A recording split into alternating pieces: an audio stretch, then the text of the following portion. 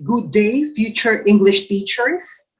I am Professor Paul Hiranio, a faculty member of the University of San Agustin here in Iloilo City, and I am your English major coach. I am a graduate of a bachelor's degree in secondary education, major in English from West Visayas State University, and I have a master's degree in English as a second language from the University of the Philippines. Let's start.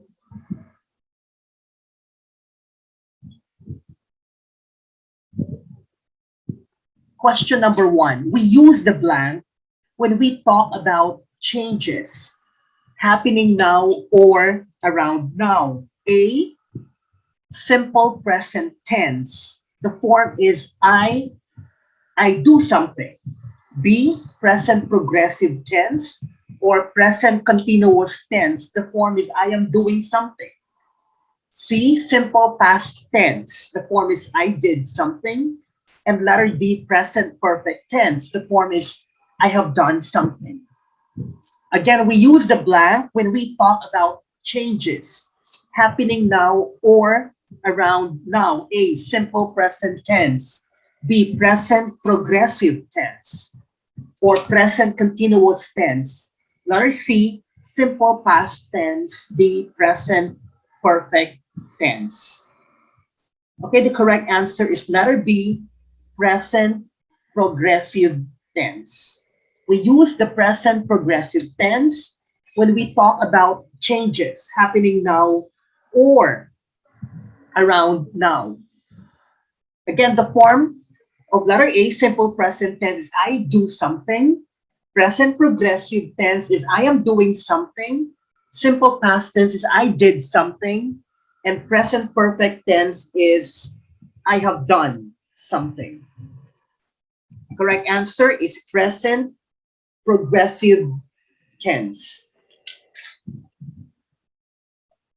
When we talk about changes happening now or around now, well, in the Philippines, again, in the Philippines, we usually term it as present progressive. But in British English, it is present continuous, present progressive, present continuous. Examples, the population of the world is rising very fast. We don't say the population of the world rises fast. No? Changes around now, development around now is rising fast. Is your English getting better? We don't say, does your English get better? Changes, development happening around now.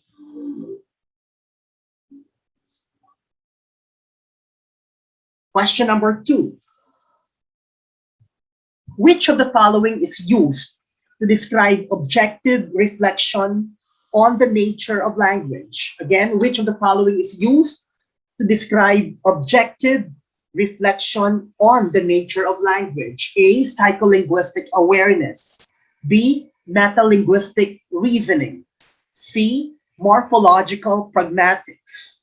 D, linguistic relativity. Again, which of the following is used to describe objective reflection on the nature of language? A, psycholinguistic awareness. B, metalinguistic reasoning. C, morphological pragmatics. D, linguistic relativity. The correct answer is letter B, meta-linguistic reasoning. Meta-linguistic reasoning. When you say meta, it means self-awareness, awareness of oneself, awareness of itself. There is reflection involved here. It says, used to describe objective reflection on the nature of language. So there is reflection involved here. That is why in educational psychology, we have the concepts of metacognition. We have the concept, rather, of metacognition, which is thinking about thinking. You know, we reflect on the process of thinking, metacognition. In metalinguistic reasoning, we reflect on the nature of language. What is language? Why do we use language? And in the process, we organize and we systematize language. Well, we use the term metalinguistic reasoning for practices of organizing and systematizing the language used to speak about objects, properties, and relationships. Next, number 3. In Greek mythology, who slew the Minotaur? Again, in Greek mythology, who slew the Minotaur? A. Heracles. B. Minos. C. Perseus. D. Theseus. Again, in Greek mythology, who slew the Minotaur? A. Heracles. B. Minos. C. Perseus. D. Theseus. The correct answer is letter D. Theseus. Theseus. The Minotaur is also known as the bull of Minos, no? The bull of King Minos. It was the offspring of Pasiphae, the wife of King Minos. It was sent to Minos by the god Poseidon for sacrifice. But Minos, instead of sacrificing it, he kept it alive. The Minotaur. So here's the Minotaur. In Greek mythology, it is a fabulous monster of Crete that had the body of a man and the head of a bull, Minotaur. So here you can see Theseus killing the Minotaur. Theseus was a great hero of Attic legend. He had a lot of adventures, which included his killing of the Minotaur.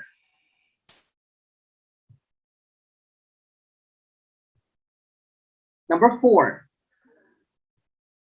Hutchinson and Waters are experts in A. English for specific purposes, that's ESP. B. Literary criticism. C. Second language acquisition. D. Creative writing. Again, Hutchinson and Waters are experts in A. English for specific purposes, or ESP. B. Literary criticism. C. Second language acquisition, or SLA. And letter D. Creative writing. Okay, the correct answer is letter A. English for specific purposes. Hutchinson and Waters are experts in English for specific purposes. So here is Tom Hutchinson and Alan Waters. They are experts in ESP. Tom Hutchinson, Professor Hutchinson, is a professor at the Institute for English Language Education at Lancaster University, a famous university in the United Kingdom. On the other hand, Professor Waters is also a professor at Lancaster University in its Department of Linguistics and English Language. Their famous book, they have a famous book, is entitled English for Specific Purposes, a learning-centered approach. It was published in 1987 by the Cambridge University Press.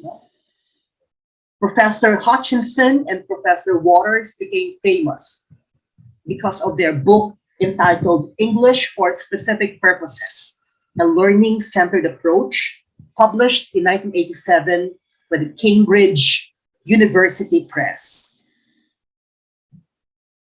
Okay, next, number 5. Question number 5. ESP, or English for specific purposes, is A, teacher-centered, B, learner-centered, C, both A and B, both teacher-centered and learner-centered, and letter D, neither A nor B, not teacher-centered, not learner-centered. Okay, what is the correct answer? The correct answer is ESP is learner-centered. ESP is learn. This is a very important concept that you need to understand, that ESP, or English for specific purposes, is learner centered or student centered. Why is ESP learner centered? Because its aim is to fulfill the needs and interests of the learners. That's the main aim. That's the end all and be all of ESP, to fulfill the needs and interests of the learners. That is why the process of needs assessment is central in ESP. It is a very important process in ESP, needs assessment.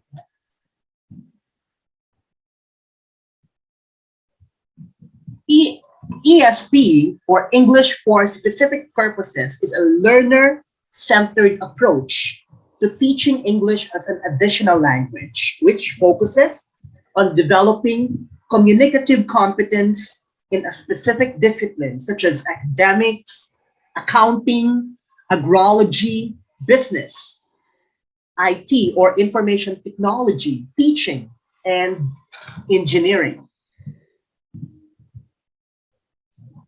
Being learner-centered, ESP provides opportunities for learners to practice critical and creative thinking, solving problems, and making decisions.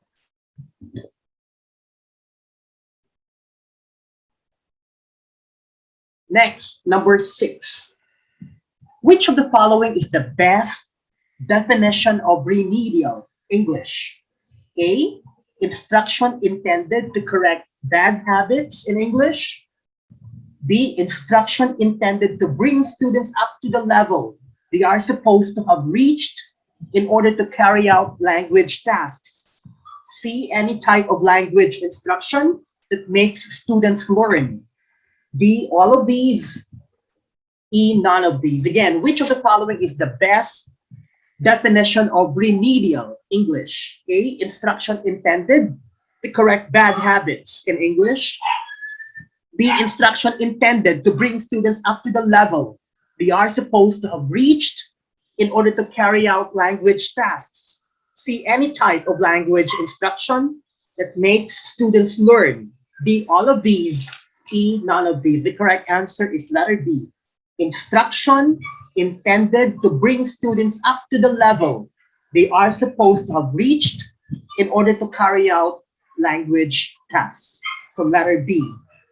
When you say remedial, we're talking here of remedial English.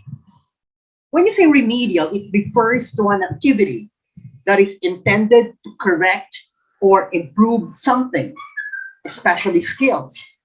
Well, actually, if you think about it, letter A is also correct. Instruction intended to correct bad habits in English, but the question is the best definition. We are looking for the best definition of remedial English.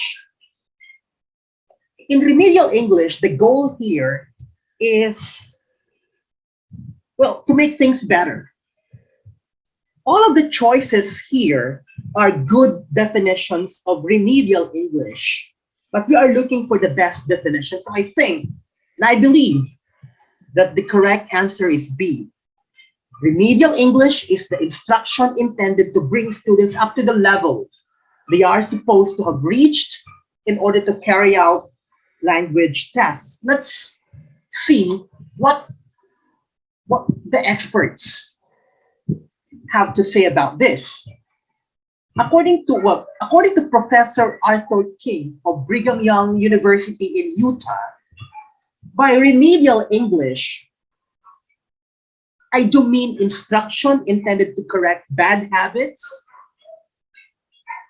but above all, I mean instruction intended to bring students up to the level they are supposed to have reached in order to carry out requisite tasks of understanding the spoken and written word, of speaking and of writing.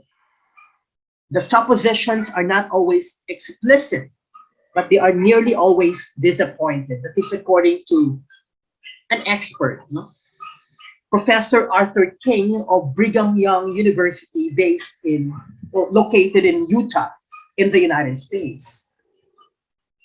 So, Professor King's definition of remedial English focuses on the concept of remedial English helping students reach their full potential.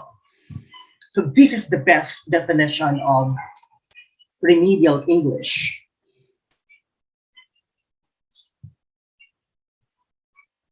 Number 7, psycholinguists generally consider that there are 3 stages in language production. Which of the following best describes them in the correct order? Again, psycholinguists generally consider that there are 3 stages in language production. Which of the following best describes them in the correct order? A, grammatical encoding, conceptualization, and phonological or orthographic encoding. B, conceptualization, morphological encoding, and grammatical encoding. C, conceptualization, grammatical encoding, and phonological or orthographic encoding. And letter D, phonological bootstrapping, grammatical encoding, and orthographic encoding. So psycholinguists generally consider that there are 3 stages in language production. So which of the following best describes them in the correct order? The correct answer is letter C. First, we have conceptualization, followed by grammatical encoding, and followed by either phonological encoding or ethnographic encoding. So letter C. Let's discuss them. Let's discuss this concept thoroughly. Well, psycholinguists generally consider who are they? What what do psycholinguists study? Of course, psycholinguists are social scientists who study psycholinguistics, which connects psychology and linguistics. So psycholinguistics is a marriage between psychology and linguistics. Psycholinguistics is concerned with the cognitive, it means in the mind or in the brain, the cognitive faculties and processes that are necessary to produce the grammatical constructions of language. Again, psycholinguistics is concerned with the cognitive faculties and processes that are necessary to produce the grammatical constructions of language. According to Philip Banyard et al. In their book, Essential Psychology, there are 3 stages in language production, and they are letter C, conceptualization, grammatical encoding, and phonological or orthographic encoding. Of course, other experts have different opinions. Some say there are 4 stages, but let's stick to what Professor Banyard and friends give us in the book Essential Psychology. There are 3: conceptualization, grammatical encoding, and phonological or orthographic encoding. Let's discuss them one by one. First, what is language production? Language production refers to the process involved in creating and expressing meaning through language.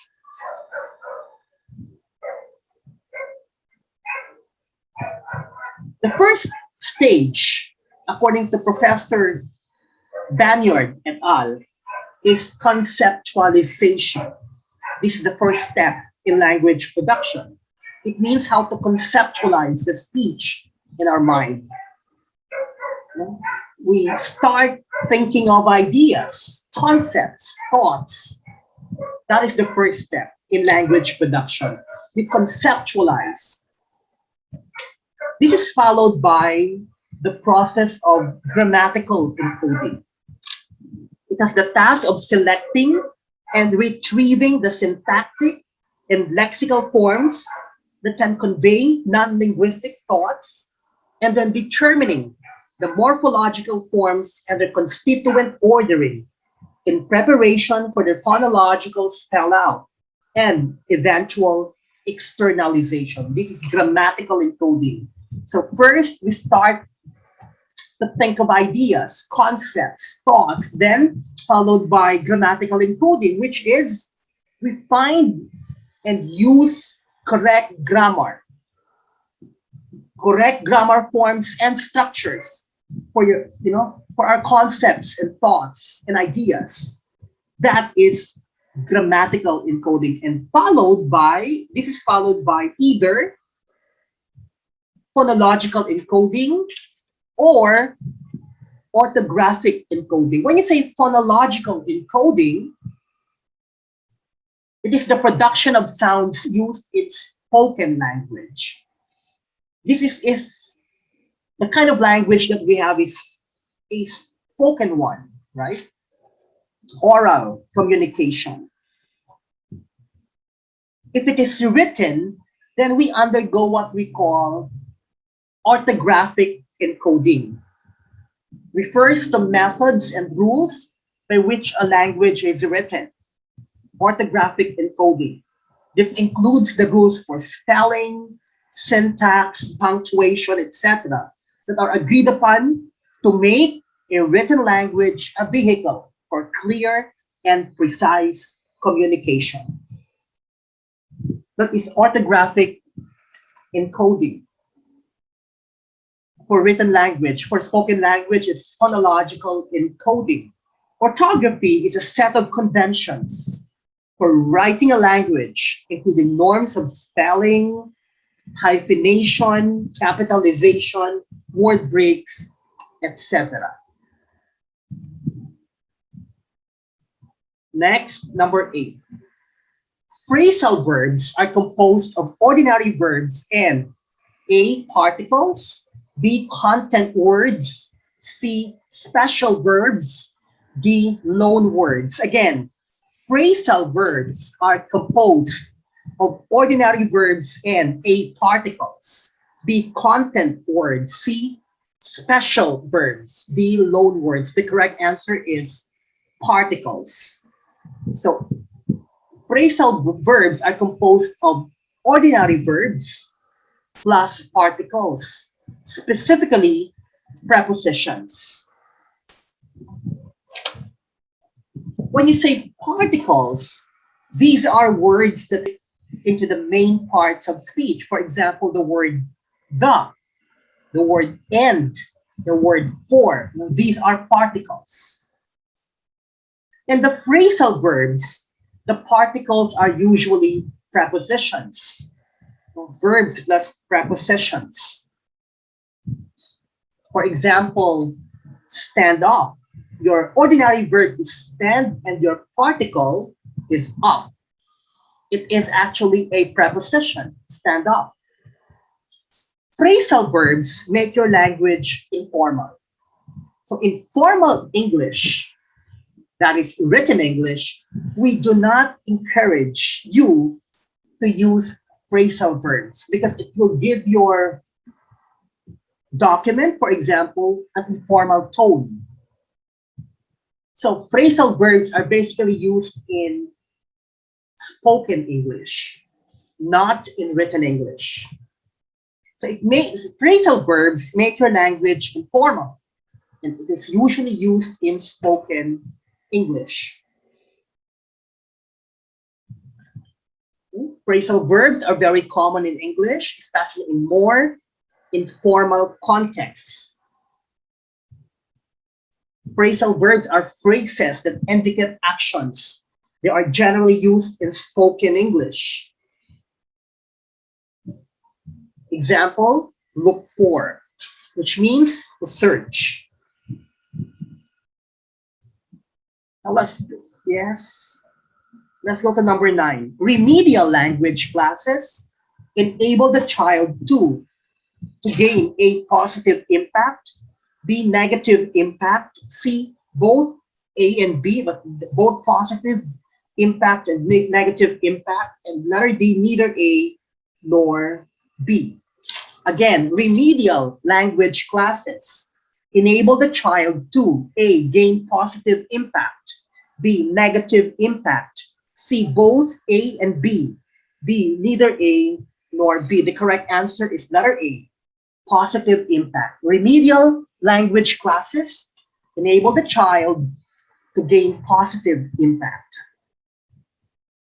Definitely, remedial classes have a positive impact, especially on struggling students. Remedial education has thus proved that it has short and long-term benefits for children. These benefits can be seen in the cognitive and emotional domains, and this promotes future success. Research has shown that remedial schools allow children to feel comfortable within their learning environments. This leads to much greater confidence levels. Strategies are taught to these children to help them understand and comprehend various topics such as emotional coping. So remedial language classes enable the child to gain positive impact. Number 10. In ESP, or English for Specific Purposes, it is a set of integrated courses leading to a broader understanding of a subject area. A, session. B, syllabus. C, curriculum. D, program. Again, in ESP, or English for Specific Purposes, it is a set of integrated courses leading to a broader understanding of a subject area. A, session. B, syllabus. C, curriculum. D, program. The correct answer is program. For example, a student who hopes to study economics in the future would take an ESP class entitled English for Economics, because this will help him or her survive college and eventually professional life. A future psychology student would choose the ESP class English for Psychology. One very popular ESP program is Business English. English for Specific Purposes, or ESP programs, are designed for students who want to improve their English in a certain professional field of study normally taught at university. Different from pre-academic and university ESL programs, which teach basic academic skills for all fields of study. ESP programs teach the English needed in specific academic subjects, such as in economics or psychology. So we have economics English, we have medical English, we have legal English, we have scientific English. Number 11, a garden path sentence can be described as a sentence with a structure that leads to initial misinterpretation and subsequent reanalysis. Letter B. Letter B, a sentence that is ambiguously worded so as to elicit an understanding of the reader's psychological characteristics. C, a sentence that is structured so that the reader, having only read the beginning, is able to correctly predict the later phrasing.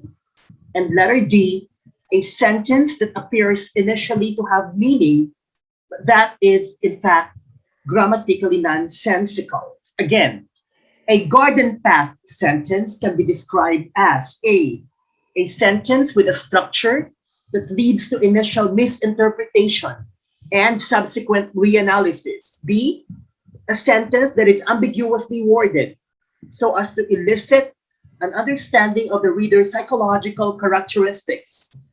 C, a sentence that is structured so that the reader, having only read the beginning, is able to correctly predict the later phrasing. D, a sentence that appears initially to have meaning, but that is in fact grammatically nonsensical. The correct answer is letter A. A garden path sentence can be described as a sentence with a structure that leads to initial misinterpretation and subsequent reanalysis. Now, the question is, what is a garden path sentence? A garden path sentence is a sentence with a structure that leads to initial misinterpretation and subsequent reanalysis. It is a confusing sentence that leads to misinterpretation, although it is grammatically correct. For you to understand it fully well, you need to analyze it. You have to analyze and you have to reanalyze. The problem with us is when we read sentences, paragraphs, articles, we usually judge as we go along based on what we have read. We do not wait until we have read everything. That is the problem. If we judge right away. So this is the problem if presented to us as a garden path sentence, because it requires us to suspend our judgment until we have read the entire sentence, the entire text. So for you to understand it fully well, you need to analyze it. You have to analyze and you have to reanalyze. For us not to be confused, let us not judge the sentence before we have read everything. Let's analyze. Initially, okay, here, wait. There's some more information about a garden path sentence. A garden path sentence is a sentence with an ambiguous part that leads to the reader to initially assume a certain interpretation for the sentence until they reach a point where the ambiguity is resolved and this initial interpretation is shown to be wrong. Essentially, when you read a garden path sentence, you encounter an ambiguous part that has multiple possible interpretations, so multiple meanings, one of which is significantly more likely to be true than the others, which causes you to select that interpretation for the information that you have read so far. However, as you continue reading, you suddenly realize that this initial interpretation is not valid, since it would cause the sentence to be ungrammatical. This forces you to reprocess, to reanalyze the sentence. You go back in order to identify its correct interpretation. So we have an example here. The sentence is, the horse raced past the barn, fell. Your main sentence is, the horse fell. And we have here a relative clause. Now we have inserted here a relative clause. And what is that relative clause? Which was raised past the barn. That is your relative clause. So we will analyze. So the main sentence is the horse fell. The relative clause is which was raised past the barn. Your new sentence is the horse which was raised past in the barn fell. Or the horse raised past in the barn fell. So this is an example of a garden path sentence and its correct interpretation.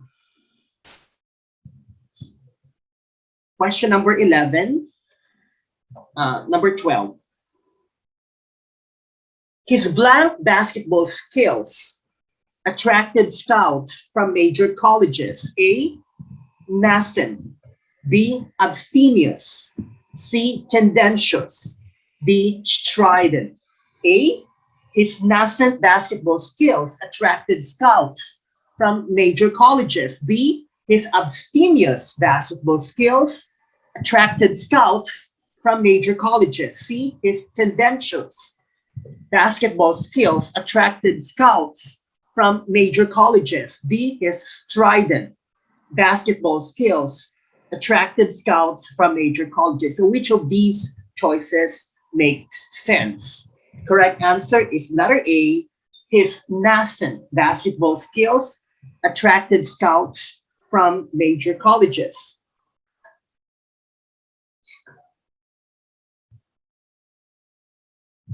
Nascent here means starting to develop. In other words, his basketball skills were just starting to develop. It's not yet fully developed. He is a budding, or he was a budding basketball player, if that makes sense. Okay? His nascent basketball skills attracted scouts from major colleges. Next, number 13. Nascent, coming into existence or starting to develop. The country's nascent democracy. In other words, the country's democracy is just starting to develop. It's not an old democracy. They're nascent industries. Okay, number 13. Do we ever blank the pressure? A, get into pressure. B, wrap into pressure. C, give in to pressure. D, go in to pressure. What is the correct answer? This is a question about phrasal verbs. Do we ever A, get into pressure? B, wrap into pressure? C, give in to pressure? D, go into pressure? The correct answer is letter C, give in to pressure. Do we ever give in to pressure? To give in is to stop fighting, to yield, to surrender. You allow pressure to control you. You give in to pressure. To yield, to surrender.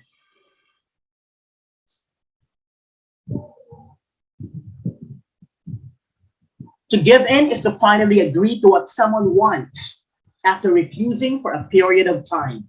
Again, to give in is to finally agree to what someone wants after refusing for a period of time. Example, he nagged me so much for a new bike that eventually I gave in. Okay? Probably the father gave in to what the son had been asking him to buy, and that is a new bike, right? Another example, keep asking and eventually she will give in. So to give in. Next, number 14. One characteristic of ESP is an attention to A, theory, B, practice, C, both theory and practice, both A and B. D, neither theory nor practice. It's neither A nor B. Again, One characteristic of ESP is that's again English for specific purposes. One characteristic of ESP is an attention to A, theory, B, practice, C, both A and B, both theory and practice, D, neither A nor B. Correct answer is letter C, both theory and practice. One characteristic of ESP is an attention to both theory and practice. So ESP gives attention to both theory and practice. Theory, it is a concept. It's on paper. It is a proposed explanation of things. That is a theory. Practice, it is the actual observation, operation, or experiment. Practice is the real thing. When you go out to the outside world, that's practice. What you learn in school, that's theory. Practice is applied theory. Number 15. Mozart, blank, from 1756 to 1791. A, lived from 1756 to 1791. B, lives from 1756 to 1791. C, has lived from 1756 to 1791. D, had lived from 1756 to 1791. What is the correct answer? Correct answer is Mozart is already dead, right? Right? So the correct answer is simple past tense. I did. So Mozart lived, letter A, from 1756 to 1791. Lived, right? We need a simple present tense here. We need a simple past tense rather. Simple past tense here. Lived, I did, of the verb, which is I lived, right? Mozart lived and died many years ago, right? So he is he was a thing of the past. So simple past tense, I lived. I did, I lived, I danced, I planted. Mozart lived. Number 15 still, simple past used for finished actions or states. Usually there is a time element here. For example, I studied my lesson last night. So it's a finished thing. When did you study your lesson? Last night. I saw and yesterday. So saw, simple past. When did you see and yesterday? Number 16. When does remedial work begin? A, after the first few minutes of the very first lesson. B, before the lesson. C, either A or B. D, neither A nor B. Again, when does remedial work begin? A, after the first few minutes of the very first lesson. B, before the lesson. C, either A or B. D, neither A nor B. The correct answer is letter C, either A or B. So when does remedial work begin? Either after the first few minutes of the very first lesson or before the lesson. Before the lesson for those who have been exposed earlier, right? For those who have been exposed to the language earlier, right? Why after the very first few minutes of the very first lesson? By then, the teacher can already sense something about the skill, the ability of the child, especially those who are lacking, especially those who are wanting, right? Especially those who are struggling. Or even before the lesson, especially in ESL countries, where the students are exposed early on to English. Next, okay, here. When, according to, again, let's go back to Professor Arthur H. King of the Brigham Young University in Utah, in the United States. When does remedial work begin? Probably, he said, after the first few minutes of the very first lesson, possibly before that as well. If, as in second language countries or ESL countries, there has been preschool exposure. Question number 17. Lighthouses are usually situated in. This is a question on vocabulary. Lighthouses are usually situated in A, discrepancies, B, promontories, C, pylons, D, emporiums. Again, lighthouses are usually situated in A, discrepancies, B, promontories, C, pylons, D, emporiums. Correct answer is letter B, promontories. Lighthouses are usually situated in promontories. What are promontories?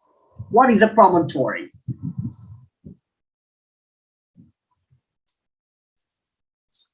A promontory is a long, narrow piece of land which sticks out into the sea. So we have example sentences here. It was such a jolly little lighthouse, white and standing at the very end of a promontory. Another example, the plane crashed just off a promontory called Lover's Point. Another example, yet another fortress stands on a promontory only half a mile away. So, promontory. So this is an example of a promontory. The one pointed to by the arrow. That one is a promontory. A piece of land that juts out into the sea.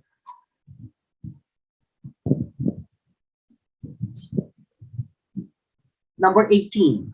Noam Chomsky suggested which of the following? A, there is no fundamental ability for language when a child is born, and it is acquired through subsequent exposure to speech. B, children acquire language in different ways and at different rates depending on the culture into which they are born.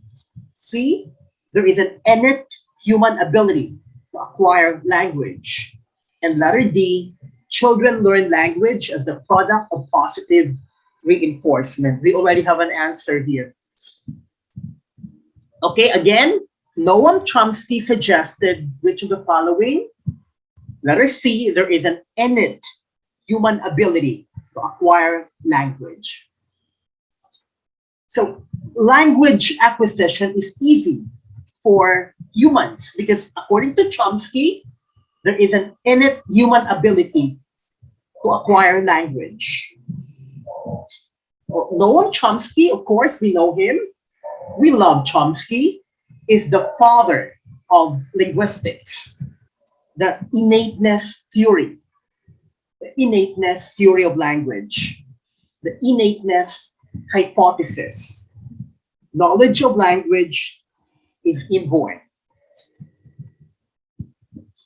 The innateness hypothesis is the hypothesis presented by Noam Chomsky that children are born with knowledge of the fundamental principles of grammar. Again, the innateness hypothesis is the hypothesis presented by Noam Chomsky that children are born with knowledge of the fundamental principles of grammar. Chomsky asserts with his theory that this inborn knowledge helps children to acquire their native language effortlessly and systematically despite the complexity of the process. Question number 19. ESP is A, an approach to language teaching, B, a method in language teaching, C, both A and B, both an approach and a method in language teaching.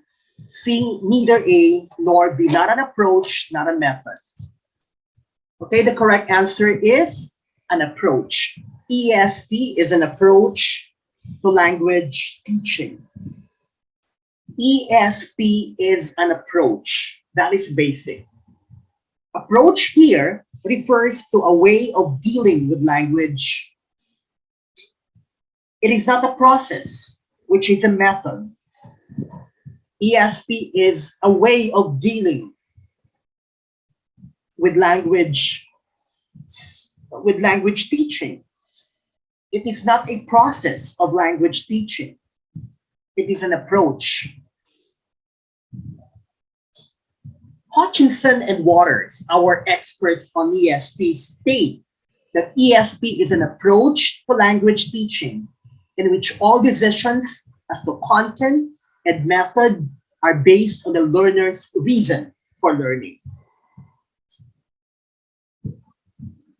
So ESP is an approach to language teaching. And number 20, which of the following uses the passive voice?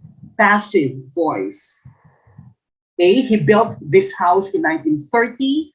B, 200 people are employed by the company. C, dad baked some cookies yesterday. D, Japan hosted this year's Olympic Games. Again, which of the following uses the passive voice? A, he built this house in 1930. B, 200 people are employed by the company. C, dad baked some cookies yesterday. D, Japan hosted this year's Olympic Games. Correct answer is letter B, 200 people are employed by the company. In a sentence in the passive voice, the subject is not the doer of the action. Not the doer, but the receiver of the action. In letter A, he built. Your subject, he, is the doer of the action built. Letter C, dad baked. Your subject, dad, is the doer of the action baked. And letter D, Japan hosted. The subject, Japan, is the doer of the verb hosted. Okay, number 21.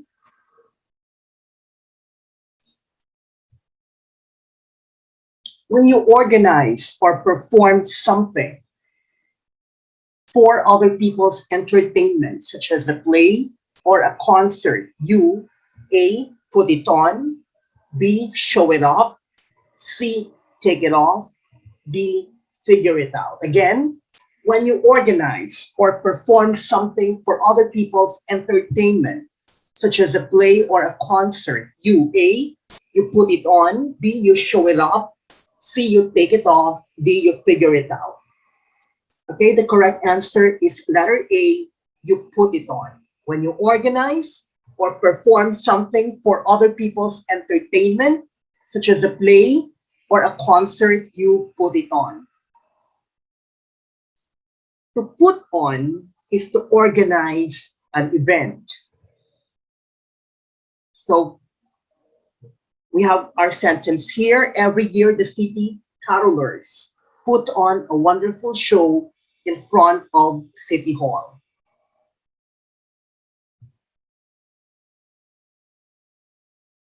Okay, number 22. Remedial work in English continues through 3 stages.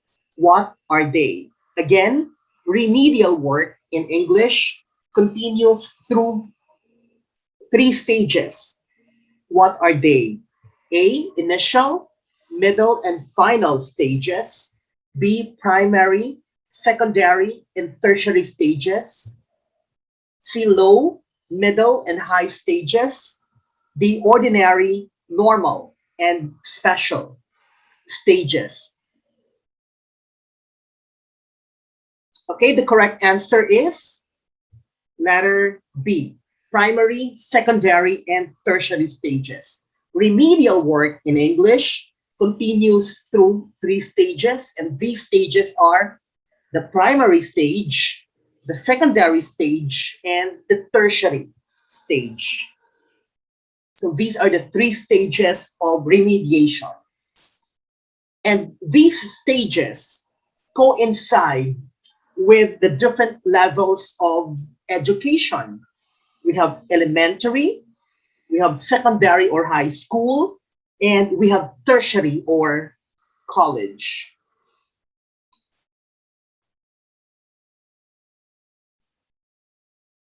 Number 23.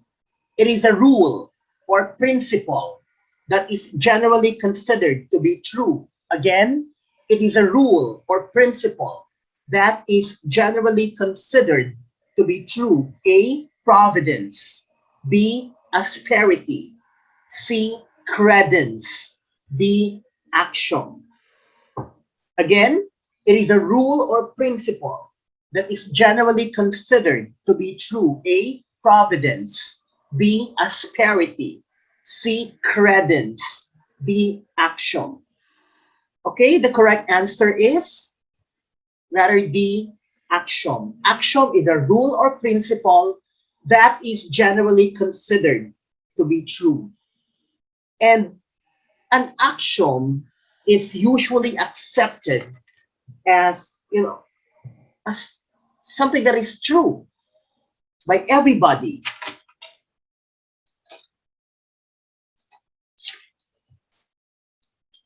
An action is a self-evident truth that requires no proof.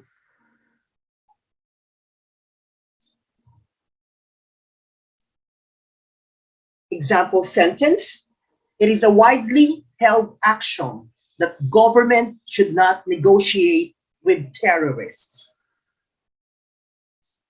Another one. Okay, number 24.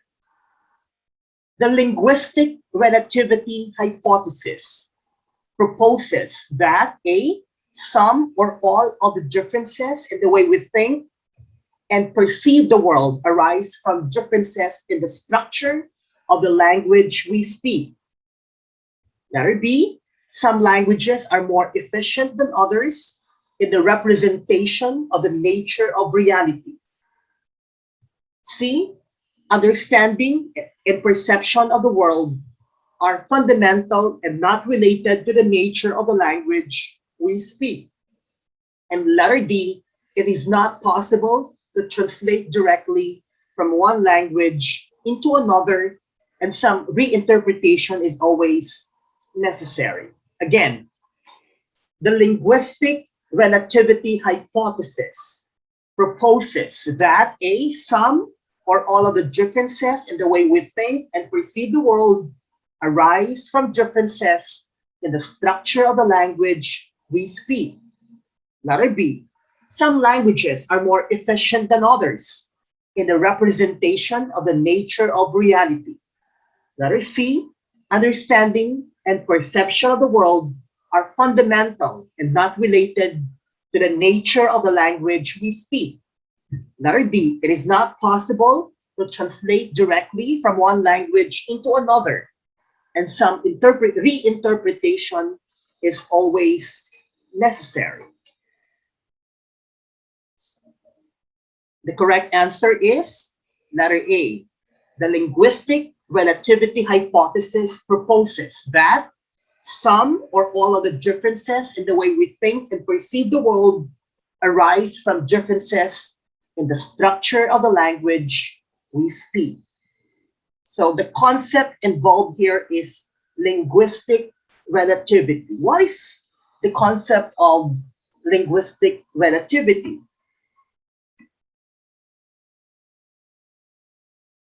It is how language influences our thought. We all know that language and thought interact in many significant ways. The structure of a language influences the way its speakers conceptualize the world. This is the concept of linguistic relativity, how language influences thought.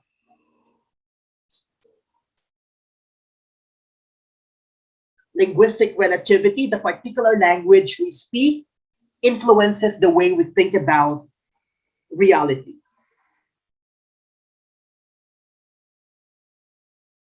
Languages are relative. Languages are not the same. Yeah.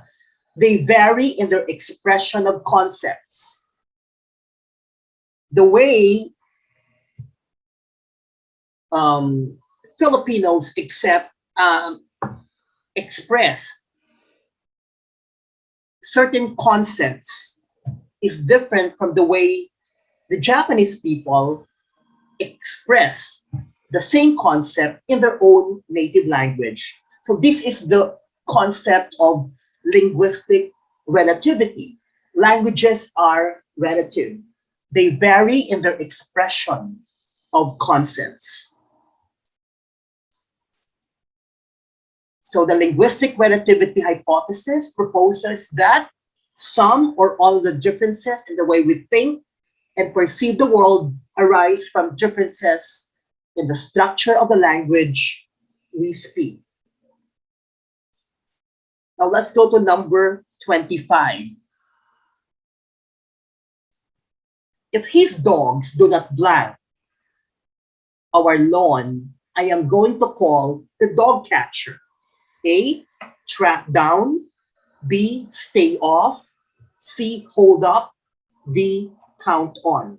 Again, if his dogs do not A, track down our lawn.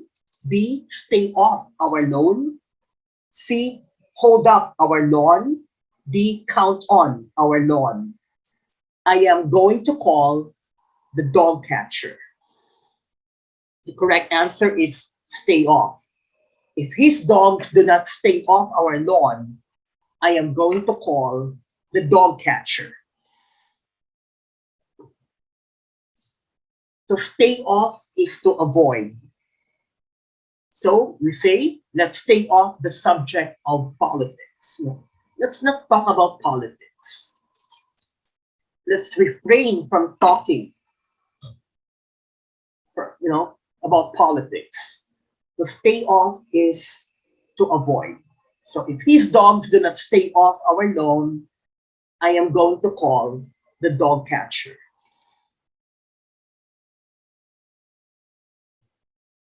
To stay off is to not go on something. So we say, please stay off the grass. Number 26. What is the structure of the present perfect tense? A, be plus verb ing. So mm, be plus verb ing. So I am doing something. Be has or have plus the past participle, okay, or has or have plus pp. So I have done something. C, had plus past participle. I had done something. B, will plus base form of the verb. I will do something. Again, what is the structure of the present perfect tense? A, be plus verb ing. I am doing something. B, has or have plus the past participle. Has or have plus pp. I have done something. Letter C, had plus past participle. I had done something. Or letter D, will plus base form of the verb. I will do something. The correct answer is has or have plus the past participle. I have done something. She has done something. That is the structure of the present perfect tense.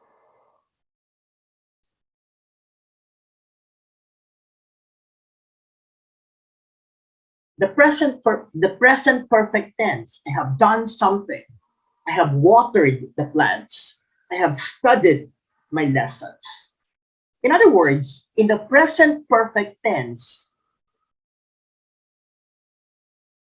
the action happened or started to happen. The action, when the action happened or when the action started to happen is not important. It started to happen or it happened at an indefinite period of time or indefinite period in the past.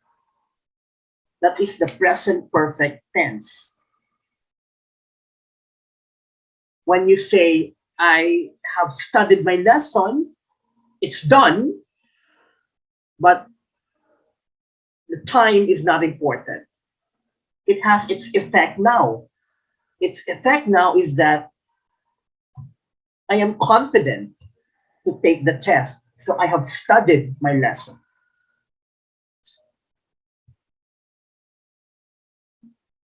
The present perfect tense refers to an action or state that either occurred at an indefinite time in the past. For example, we have talked before, or began in the past and continued to the present time. Example, he has grown impatient over the last hour. So what is the structure of the present perfect tense again? It's be, has, or have plus PP, past participle. Question number 27. The lawyer blanked his own witness and lost the case. A, the lawyer incarcerated his own witness and lost the case. B, the lawyer barred his own witness and lost the case. C, the lawyer impeached his own witness and lost the case. Letter D, the lawyer indicted his own witness and lost the case. The correct answer is letter C, the lawyer impeached his own witness and lost the case. To impeach is to question the truthfulness of someone's claim. In other words, the lawyer here questioned the credibility of his own witness. Thus, he lost his case. Well, you impeach your witness. The lawyer impeached his witness. So he questioned the truthfulness of the claim of the witness, of his own witness.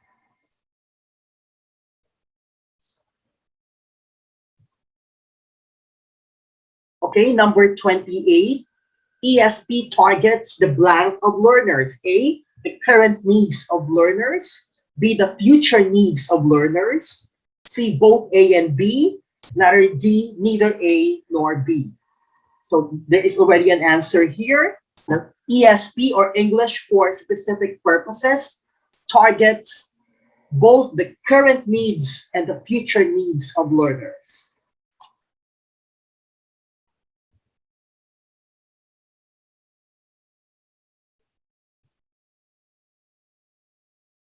The needs of the learners now as students, and the needs of the learners in the future, in their field of work. So, for example, the needs of the learners now, we term that as, well, English for academic purposes, and the needs of the learners in the future, in their field of work, English for professional purposes. It's EAP, English for academic purposes, and English for professional purposes. So we have business English. We have English for doctors, English for lawyers, English for engineers, English for nurses. So ESP targets both the current needs and the future needs of learners. Number 29. Why do I always blank losers? A, why do I always fall off losers? B, why do I always fall in losers? C, why do I always fall over losers? Letter D, why do I always fall for losers? What is the correct answer? Again, this is a question about phrasal verbs. Correct answer is fall for. Why do I always fall for losers? To fall for is to be tricked into believing something that is not true. Again, to fall for, so for, your main verb is fall, and your particle, your preposition is for. To fall for is to be tricked into believing something that is not true. Example, he told me that he owned a mansion in Spain and I fell for it. I believed him. But the truth is, he did not own any mansion in Spain. So I fell for it. Another example, number 30. I am so tired, I blank for a week. A, I can sleep for a week. B, I could sleep for a week. C, both A and B. And letter D, neither A nor B. Again, I am so tired. A, I can sleep for a week. Letter B, I could sleep for a week. Letter C, both A and B. Letter D, neither A nor B. What is the correct answer? The correct answer is letter B, could sleep. I'm so tired, I could sleep for a week. Why could and why not can? Why is can sleep wrong? Could, well, I could sleep for a week. We use could to talk about. It's talk about. Sorry, there's an error here. We use could to talk about things that are almost impossible to happen. Do you think you could sleep for a week? Right. So we use this only for effect. Right. We use could to talk about things that are almost impossible to happen. This is only used for effect. Of course, it's almost impossible, right? You only want to show how tired you are. You only want to show that you are really tired. So you said, I could sleep for a week. I'm so tired, I could eat a horse. This is another example. Of course, you cannot eat the whole horse, right? This is only used for effect. This is some kind of an exaggeration, right? Hyperbole, a figure of speech. 200. Okay, number 31.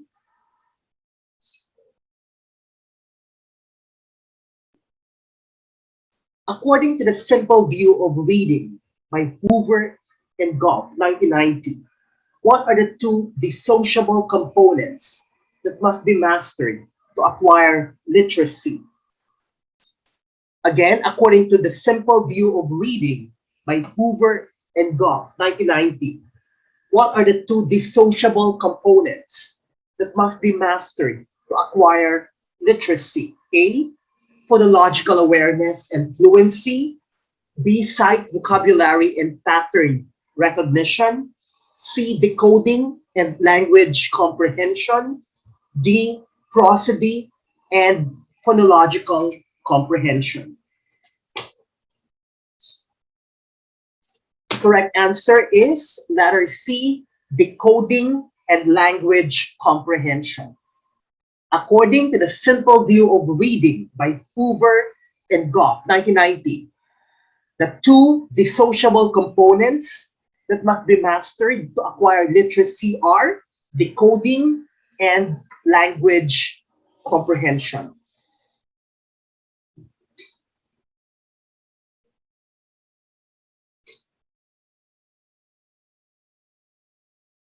The simple view of reading is a theory that attempts to define the skills that contribute to early reading comprehension.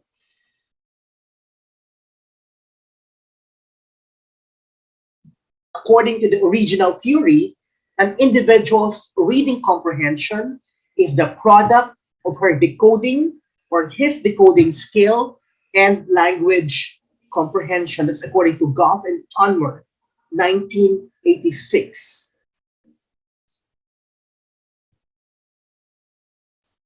What is decoding? Decoding is the process of translating print into speech by rapidly matching a letter or combination of letters, graphemes, to their sounds, phonemes, and recognizing the patterns that make syllables and words.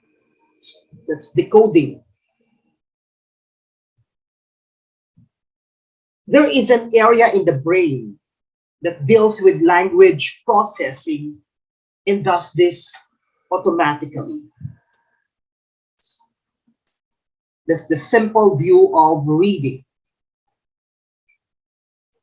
Next, number 32.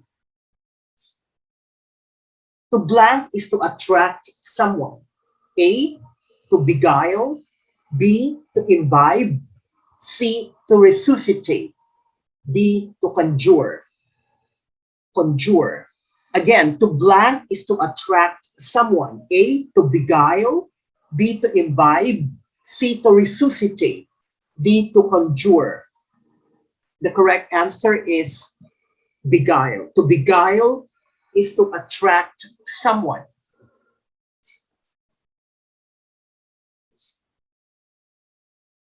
To beguile is to charm, attract, or interest, sometimes in order to deceive.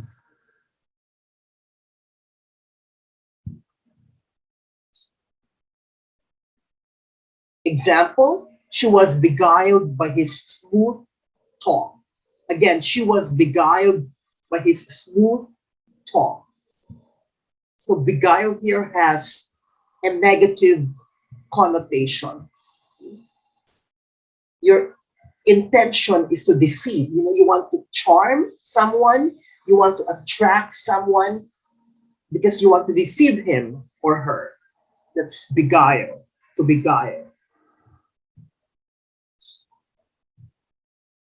Number 33. Remedial education is also known as A, inclusive education. B, intercultural education. C, developmental education. D, informal education. Again, remedial education is also known as A, inclusive education. B, intercultural education. C, developmental education. D, informal education. The correct answer is letter C, developmental education. Remedial education is also known as developmental education. Developmental education or remedial education includes instruction, coursework, tutoring, personal counseling, career counseling, academic advisement, and others.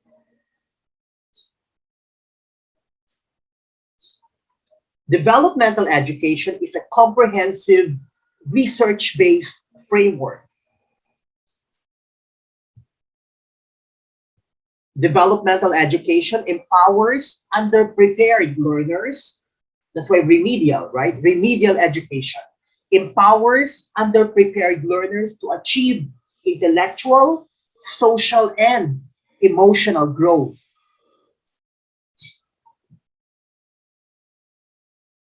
Number 34.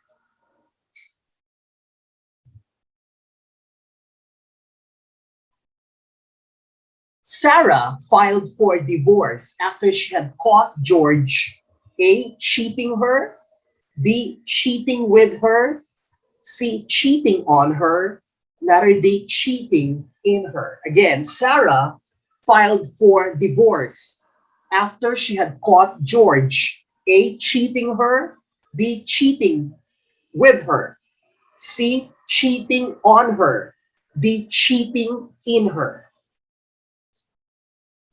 The correct answer is letter C, cheating on her. The phrasal verb is cheat on, to cheat on. Sarah filed for divorce after she had caught George cheating on her. If you cheat on your husband, wife, or usual sexual partner, you secretly have a sexual relationship with someone else. Again, if you cheat on your husband, wife, or usual sexual partner, you secretly have a sexual relationship with someone else. To cheat on. Not just cheat, but cheat on. Example, she found out that he had been cheating on her.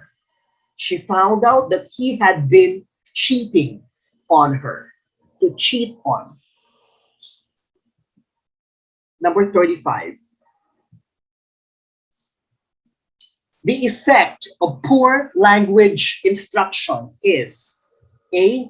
Cumulative, B. Sudden, C. Instantaneous, D. Abrupt. Again, the effect of poor language instruction is A. Cumulative, B. Sudden, C. Instantaneous, D. Abrupt. The correct answer is cumulative. The effect of poor language instruction is cumulative. What do we mean by this? There is a cumulative effect in language learning loss because of poor language instruction. When you say cumulative, it means the bad effects pile up through time. The negative impact increases as time progresses. That's the meaning of cumulative effect of poor language instruction. The effect of poor language instruction is cumulative. Number 36.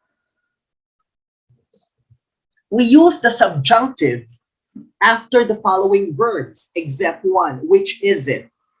A. Suggest, B. Propose, C. Recommend, D. Do. Again, we use the subjunctive after the following verbs except one. Which is it? A. Suggest, B. Propose, C. Recommend, D. Do. The correct answer is do. We use the subjunctive after all these verbs: suggest, propose, recommend, except the verb do.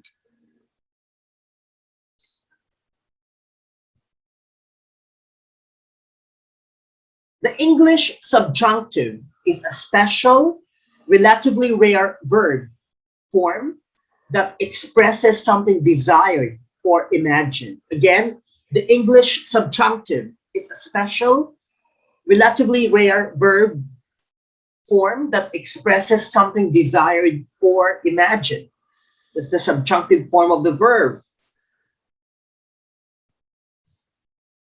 We use the subjunctive mainly when talking about events that are not certain to happen. For example, we use the subjunctive when talking about events that somebody wants to happen, somebody anticipates will happen, and somebody imagines happening. The form of the base subjunctive is also the base form. When you say base form of the verb, no S, no ED, no EN, no ING. So the base form, for example, is plant, not planting, not plants, not planted, just plant. Do is the base form, not does, not did, not doing, right? So the form of the base subjunctive is also the base form. It does not change. For example, here, the doctor suggested that he take his vitamins every day. So take. Even though the verb here is in the past tense, so suggested, but it remains, the verb take remains in the base form.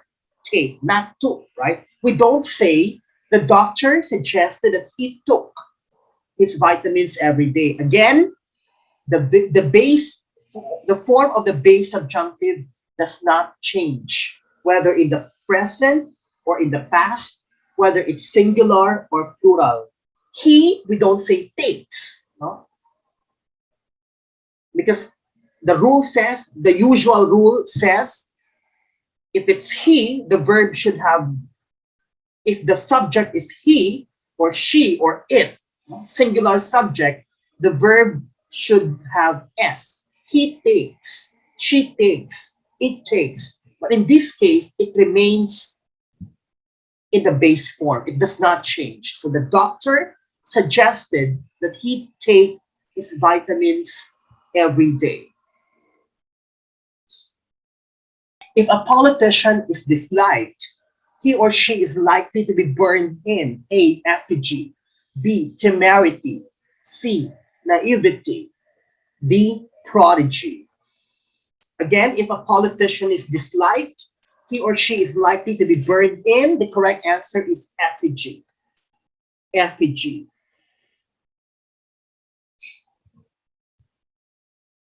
What is an effigy?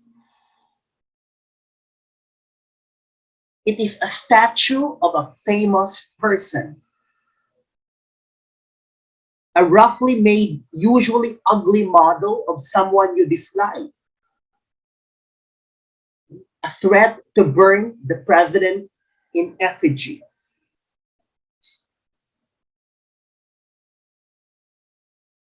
So this the effigy of President Aquino, and another one is the effigy of President Duterte.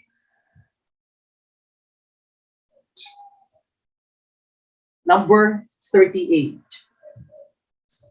It refers to the needs of learners in a school, university, or other setting where the primary goal is learning. Again, it refers to the needs of learners in a school, university, or other setting where the primary goal is learning. A.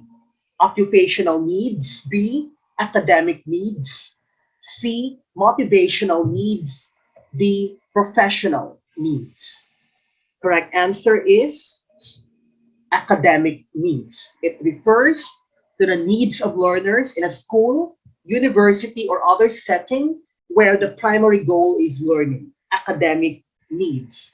Learning, academic. Learning needs, academic needs.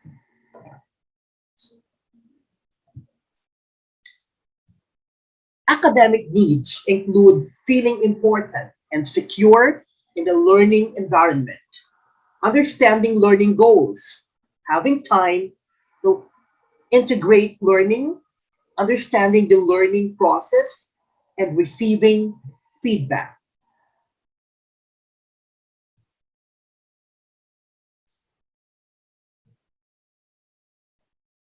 Number 39. Whose mother bathed him in the river Styx as an infant while holding him by the heel? A. Ajax. B. Odysseus. C. Achilles.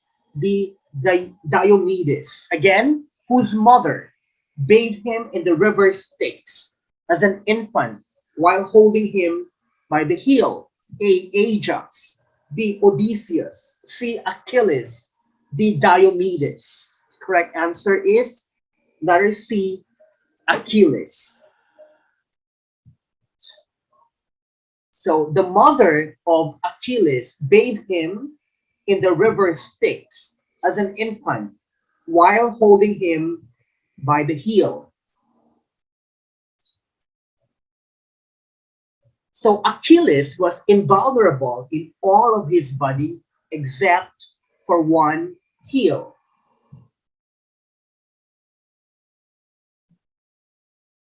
Because when his mother Tethys dipped him in the river Styx as an infant, she held him by one of his heels.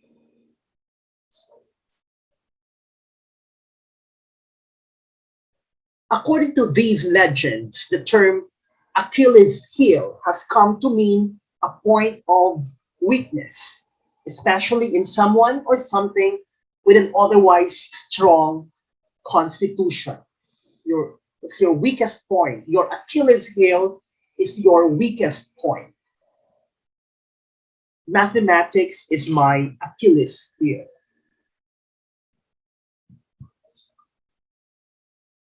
Number 40. In which phase of reading and spelling acquisition are children likely to decode only the first few letters of a word and guess the remainder? Again, in which phase of reading and spelling acquisition are children likely to decode only the first few letters of a word and guess the remainder? A, the pre-alphabetic phase. B, the consolidated alphabetic phase. C, the full alphabetic phase. D, the partial alphabetic phase. Again, A, the pre-alphabetic phase. B, the consolidated alphabetic phase. Letter C, the full alphabetic phase. D, the partial alphabetic phase. The correct answer is letter D, the partial alphabetic phase. In which phase of reading and spelling acquisition are children likely to decode only the first few letters of a word and guess the remainder? The partial alphabetic phase.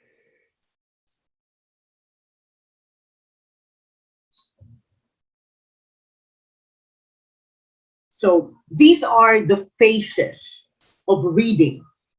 Some say there are four, others say there are five. So these are the pre-alphabetic phase, the partial alphabetic phase, the full alphabetic phase, the consolidated alphabetic phase, and the automatic alphabetic phase. So a person in the partial alphabetic phase will identify the names and major sounds of most consonants. He or she is increasingly likely to use some of these letter sound associations as decoding and spelling cues. So the child only reads the first few letters of a particular word, and then he or she just guesses the rest. It means the child is in the partial alphabetic phase. He or she is decreasingly likely to use non-alphabetic context cues.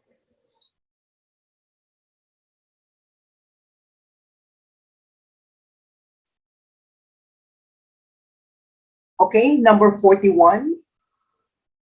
Let's go for a walk. Blank. A, don't we? B, will we? C, won't we? D, shall we? Again, let's go for a walk. A, don't we? B, will we? C, won't we? D, shall we? Correct answer is letter D, shall we? Let's go for a walk. Shall we? This involves a tag question or a question tag. The rule is positive statement, negative tag question. For example, it's raining, isn't it? It's raining is positive, so the tag question should be in the negative, isn't it? Negative statement plus positive tag question. She doesn't like apples, does she? But there are irregular tag questions. And one of these irregular tag questions is the structure let us or let's, whose automatic tag question is shall we? Let's dance. Shall we? Let's eat. Shall we? Let's go. Shall we? So let's go for a walk. Shall we? Tag questions. You speak English, don't you? So you speak is in the positive.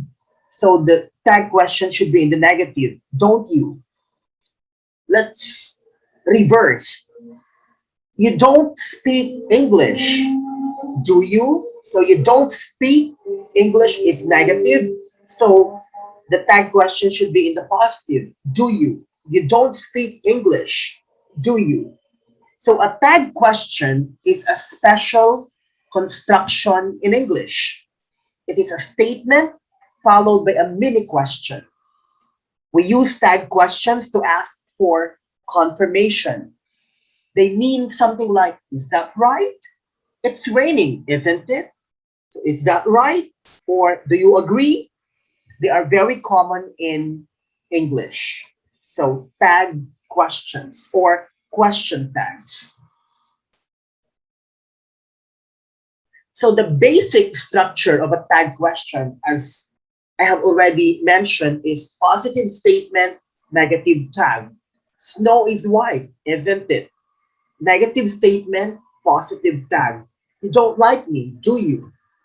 Notice that the tag repeats the auxiliary verb or main verb when be from the statement and changes it to negative or positive. So this is the structure of a question tag or a tag question. Now let's go to number 42. Authors sometimes use blank to sum up their books. A. Bibliographies.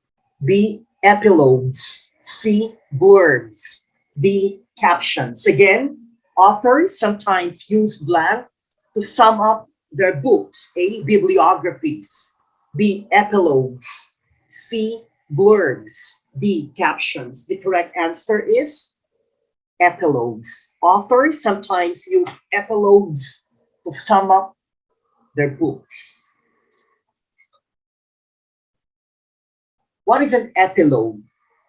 An epilogue is a speech or piece of text that is added to the end of a play or book, often giving a short statement about what happens to the characters after the play or book finishes. Again, an epilogue is a speech or piece of text that is added to the end of a play or book, often giving a short statement about what happens to the characters after the play or book finishes.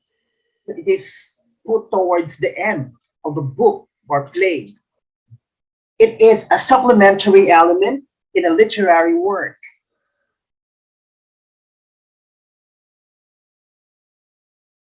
In a dramatic work, the epilogue is a speech, often in verse, addressed to the audience by one or more of the actors at the end of a play.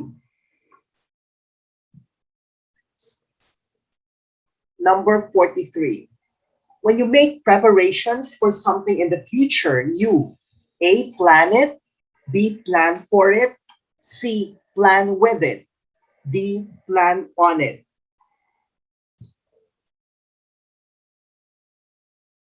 Again, when you make preparations for something in the future, you A. Plan it, B. Plan for it, C. Plan with it, D. Plan on it. The correct answer is letter B.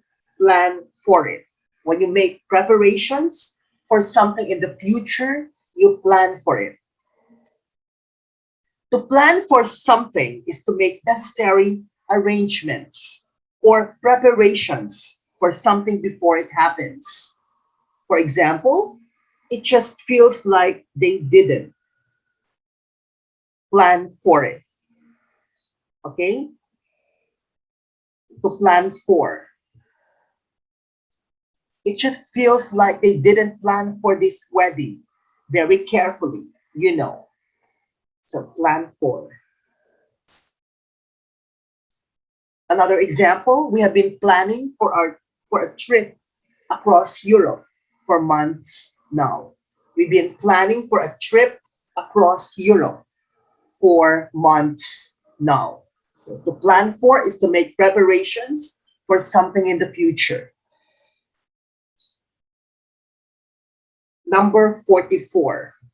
Remedial English is of particular importance where English is a skill to be learned in English periods, B, a means of teaching other subjects, C, considered an international language, D, a language that must be learned to gain prestige. Again, remedial English is of particular importance where English is a skill to be learned in English periods, B, a means of teaching other subjects, C, considered an international language, D, a language that must be learned to gain prestige. The correct answer is letter B, a means of teaching other subjects. Remedial English is of particular importance where English is a means of teaching other subjects. The role of English here, in this case, is a tool subject, a means of teaching other subjects. Well, what is a tool subject? It is a subject, when mastered, equips students with a skill useful in studying other subjects. So English as a tool subject serves as a tool in studying physics, for example, geometry, the social sciences. Grammar is a tool subject for English composition. So remedial English is of particular importance where English is a means of teaching other subjects.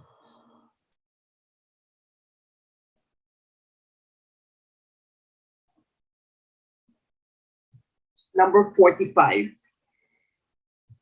One art's integrated teaching strategy that drama teaching artists use to help students make mental images is blank. It is the theatrical technique in which actors freeze in poses that create a picture of one important moment in the play. A, mimicry. B, impersonation. C, improvisation. D, tableau. Again, one art's integrated teaching strategy that drama teaching artists use to help students make mental images is blank. It is the theatrical technique in which actors freeze in poses that create a picture of one important moment in the play. A, mimicry. B, impersonation. C, improvisation. D, tableau. Correct answer is letter D, tableau. One art's integrated teaching strategy that drama teaching artists use to help students make mental images is tableau. It is the theatrical technique in which actors freeze in poses that create a picture of one important moment in the play. It's like paint me a picture game in the classroom, like this one.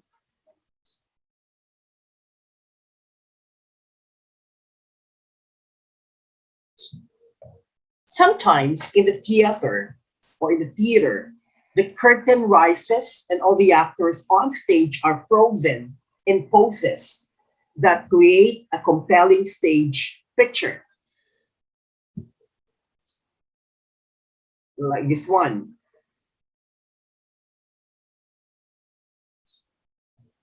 Then on cue, the picture, the tableau comes to life with movement and sound.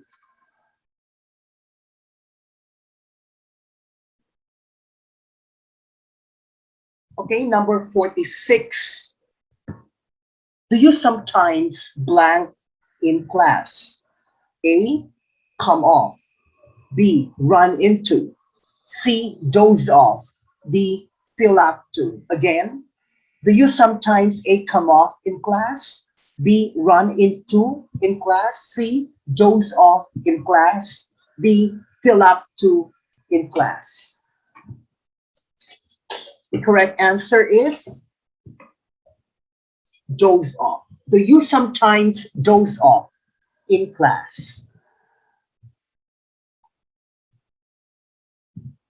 To doze off is to fall asleep for a short period of time. To doze off is to fall asleep for a short period of time. Example, a few students dozed off during the class. A few students dozed off during the class. Another example, the office was so hot, I almost dozed off at my desk. The office was so hot, I almost dozed off at my desk. So to doze off is to fall asleep for a short period of time. There. The woman here is dozing off in class or in a meeting. Number 47. It is considered to be the most influential branch of ESP, or English for specific purposes. A, English for academic purposes.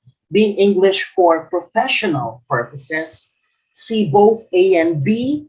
D, neither A nor B. Again, it is considered to be the most influential branch of ESP, or English for specific purposes. A, English for academic purposes. B, English for professional purposes. C, both A and B. D, neither A nor B. The correct answer is letter A, English for academic purposes. The most influential branch of ESP is English for academic purposes, or EAP,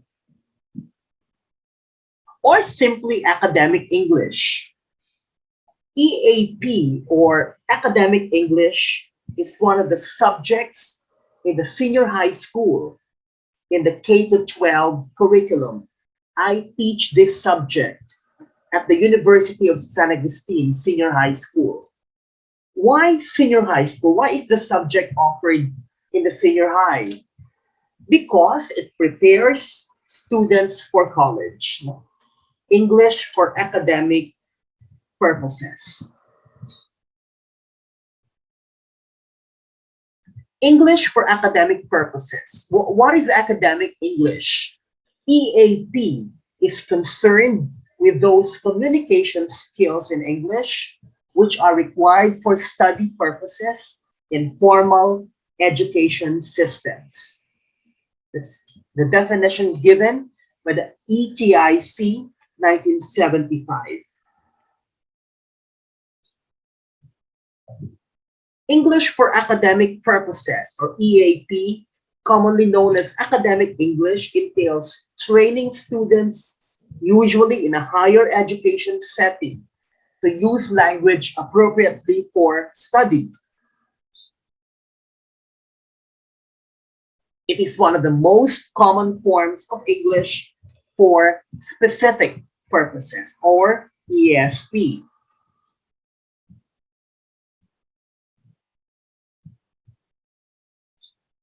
Number 48.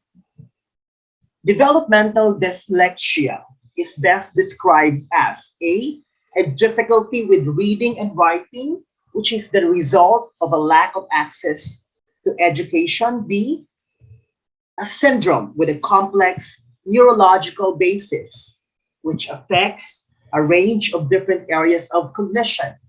C, a problem that mainly affects a person's ability to spell words correctly. And letter D, a symptom of attention deficit hyperactivity disorder, or ADHD. Again, developmental dyslexia is best described as a difficulty with reading and writing, which is the result of a lack of access to education. B, a syndrome with a complex neurological basis, which affects a range of different areas of cognition. Letter C, a problem that mainly affects a person's ability to spell words correctly. And letter D, a symptom of attention deficit hyperactivity disorder, or ADHD? Correct answer is letter D. Developmental dyslexia is best described as a symptom of attention deficit hyperactivity disorder.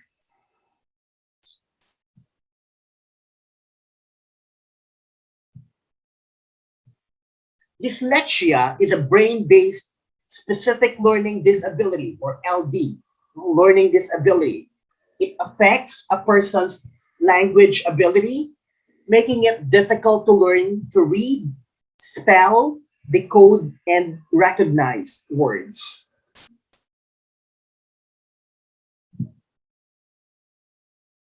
As a result, reading comprehension, vocabulary, and general knowledge is reduced compared to other children the same age who do not have dyslexia.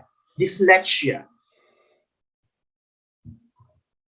Remember, dyslexia is not a reflection of intelligence. Most people with dyslexia have normal or even above average intelligence or IQ. ADHD and dyslexia are known to frequently coexist together. Dr. Russell Barkley explains in his book, Taking Charge of ADHD, the complete authoritative guide for parents, that children with ADHD are more likely to have a learning disability than children who do not have ADHD. The National Center for Learning Disabilities states that dyslexia is the most prevalent LD, or learning disability.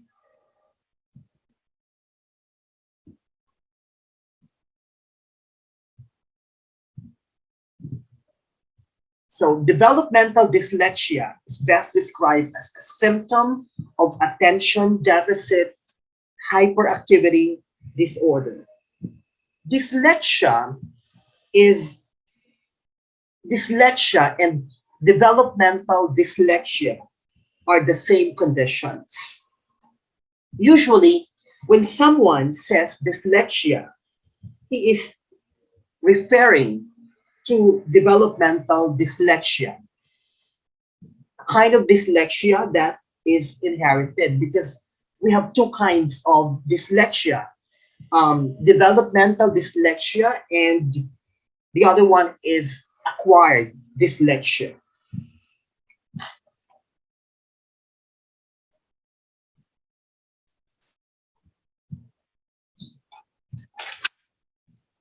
Number 49.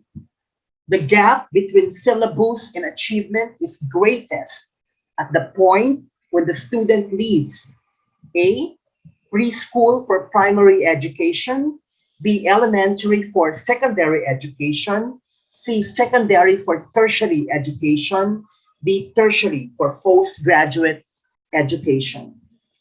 Again, the gap between syllabus and achievement is greatest at the point when the student leaves A, preschool for primary education, B, elementary for secondary education, C, secondary for tertiary education, D, tertiary for postgraduate education. Correct answer is letter C, secondary for tertiary education. The gap between syllabus and achievement is greatest at the point when the student leaves secondary for tertiary education. When a student moves from high school to college, he or she will be affected severely if what he or she has learned is not enough. We call this achievement gap. In other words, we can tell, the teacher can tell if the student is not ready for college. The student has not achieved what he or she should have achieved based on the curriculum, say basic education curriculum or syllabus. This is brought about by a lot of factors, several factors, such as the rigor of the curriculum, the experience, quality, and commitment by the teachers, etc.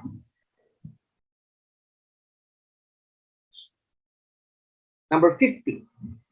Which of the following uses a verb in the simple present tense? A, are you enjoying the party? B, I am going to bed now. C, Tom has lost his key. D, nurses take care of patients in hospitals. Again, which of the following uses a verb in the simple present tense? Simple present tense. A, are you enjoying the party? B, I'm going to bed now. C, Tom has lost his key. D, nurses take care of patients in hospitals. The correct answer is letter D. Nurses take care of patients in hospitals. So which of the following uses a verb in the simple present tense? Letter D. Nurses take care of patients in hospitals. As I have explained earlier, the form of the simple present tense is I do, right? Nurses take care of patients. Letter A, are you enjoying the party? It's present continuous or present progressive tense. Letter B, I'm going to bed now. That's present progressive or present continuous. It has a future meaning. And letter C, Tom has lost his key. That's has plus lost, past participle. Has plus PP, that's present perfect tense. Again, letter A is present continuous or progressive. Letter B, I'm going to bed now. That is present progressive or present continuous, having a future meaning. And letter C, Tom has lost his key. It's present perfect tense. So the correct answer is letter D.